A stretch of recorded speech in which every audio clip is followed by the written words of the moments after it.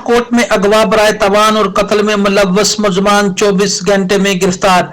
मकतूल 50 साल साहिल हमीद THQ अस्पताल शाहकोट में मुलाजिम था।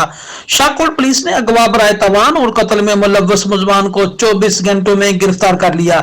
सफाक मुलजमान जमशेद और जाहिद वगैरह ने मकतूल को कत्ल के बाद हाथ पैर बांध कर नहर में फेंक दिया था। RPO मिर्जा फरहान बेग ने मुलजमान की फौरी गिरफ्तारी का हुक्म दिया था।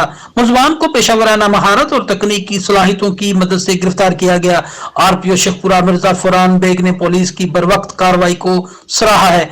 DPO Nankana Sahib captain retired Mansoor Aman ने कहा है कि टीम में शामिल अफसरान व जवानों को नकद इनाम और तारीफी सर्टिफिकेट दिए जाएंगे। मकतूल के लवाहिकीन के साथ गम में बराबर के शरीक हैं।